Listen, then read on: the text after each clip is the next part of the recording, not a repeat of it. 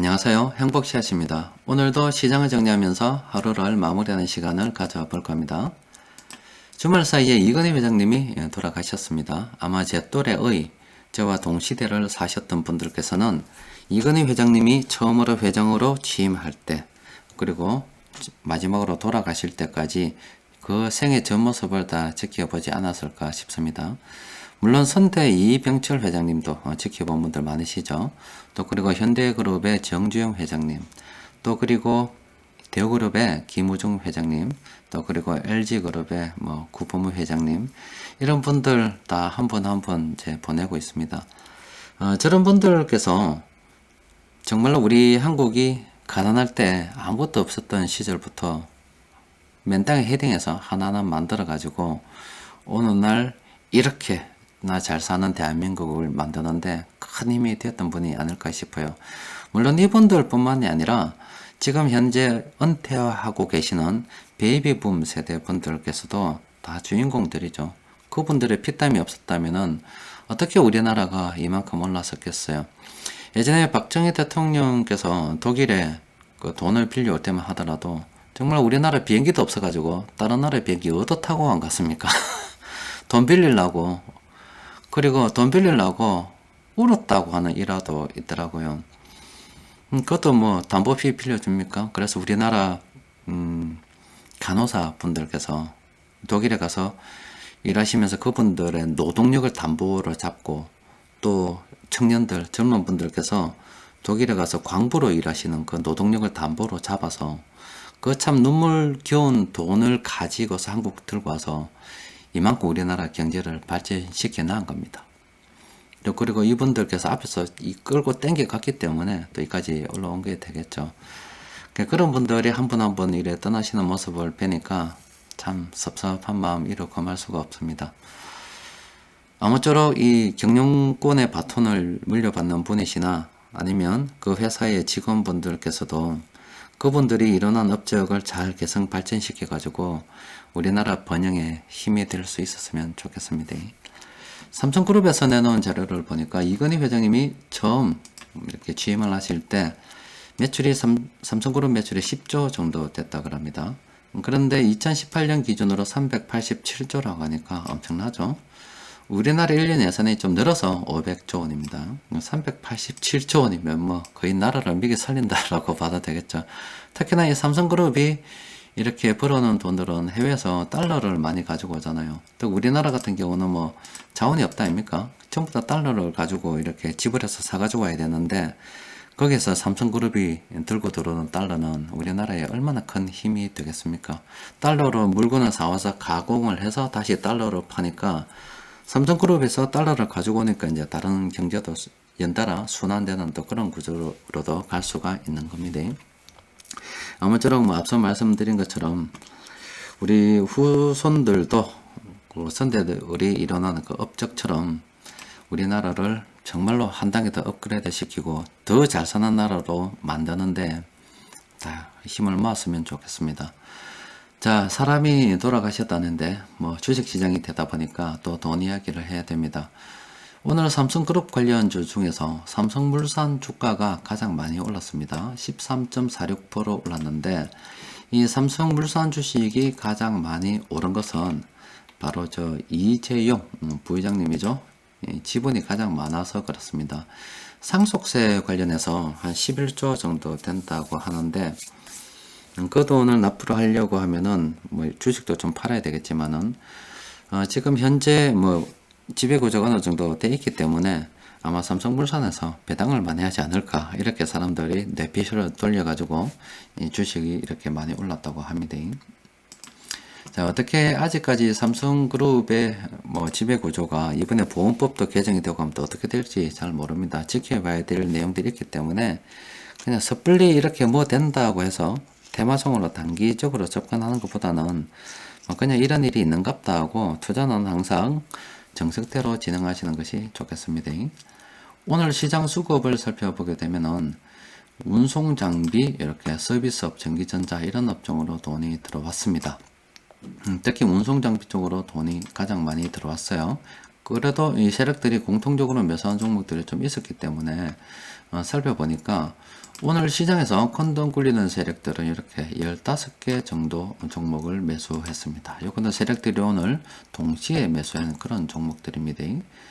그런 종목 모아놔서 보니까 오늘 세력들이 동시에 매수했다 손 치더라도 이렇게 수급이 워낙 좋지 않아 가지고 이렇게 떨어진 종목들도 있습니다.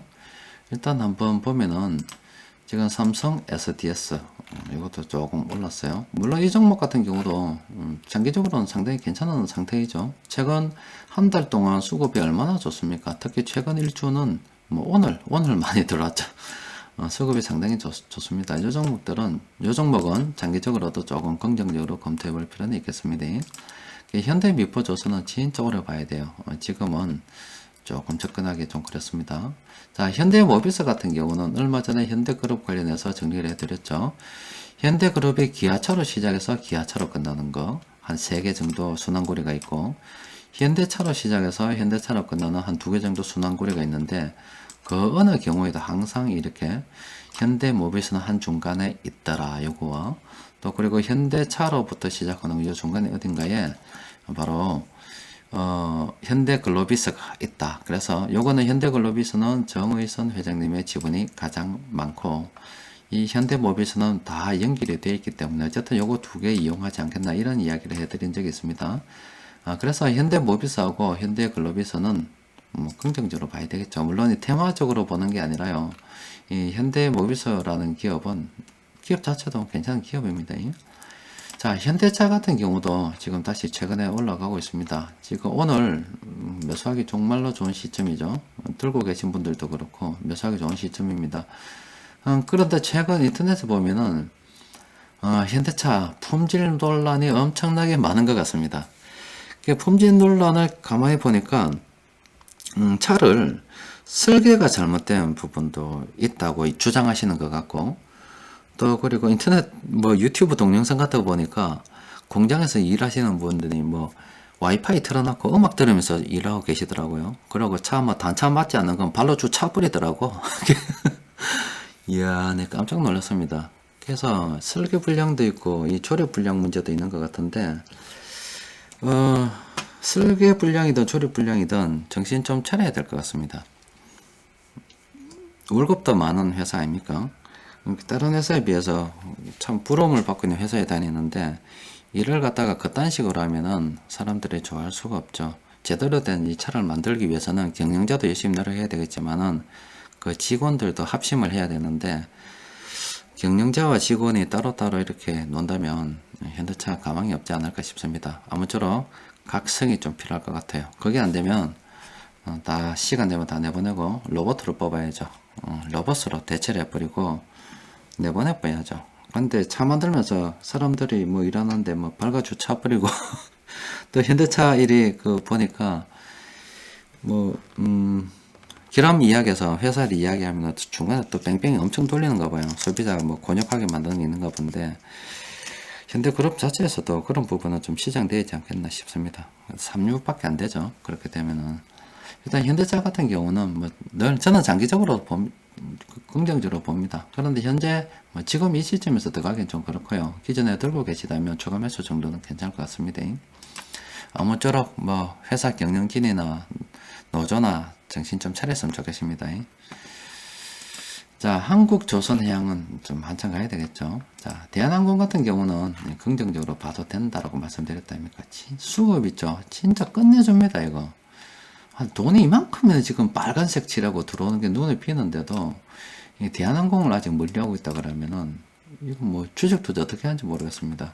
당장 안 오른다고 물려할 수 있겠지만은 이 정석 투자하면 이런 거는 긍정적으로 봐야 돼요. 헬렉스믹스는 자, 요거는 뭐 그냥 넘어갑시다. 한원 시스템도 지금 어중간합니다. 어중간하고 삼양홀딩스도 어중간해요. LIG 넥슨도 지금 주가는 어중간합니다. 사라민 HR도 어중간합니다.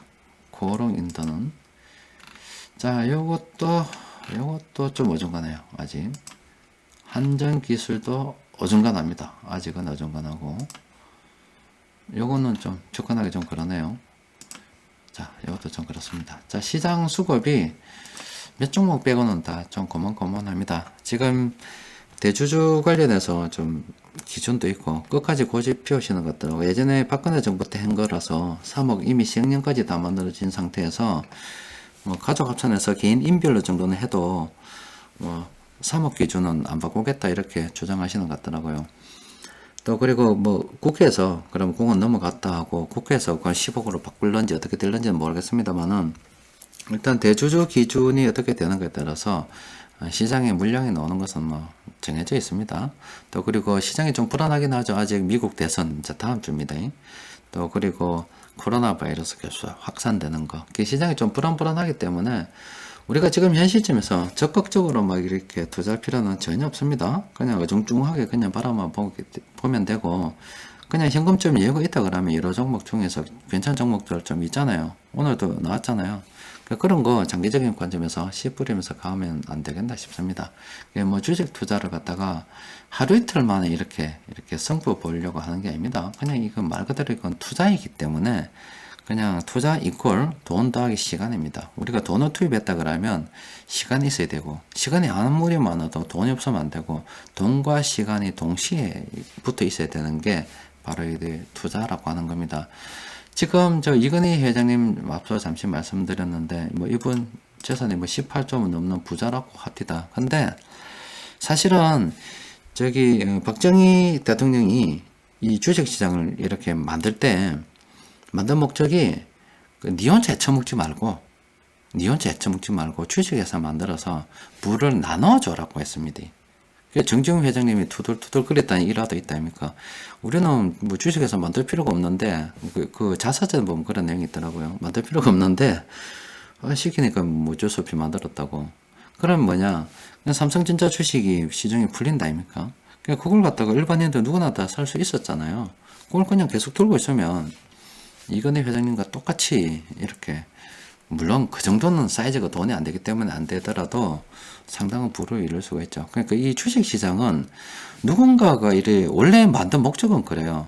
다 헤쳐먹으라 이게 아니고 그 부를 자본주의 사회에서 돈은 기업으로 향할 수밖에 없기 때문에, 돈의 가치는 떨어질 수밖에 없기 때문에 일반인들도 주식을 살 수 있는 기회를 줘서 부를 나누어서 가져라는 겁니다. 나누어 가져라. 그냥 공평한 겁니다. 나누어서 가져라는 거예요. 누구든지 원하면 이 주식 소유로 부자가 될 수 있도록 해줘라. 이게 자본주의거든요. 그래서 주식 시장입니다. 그 안에서 주식 시장입니다.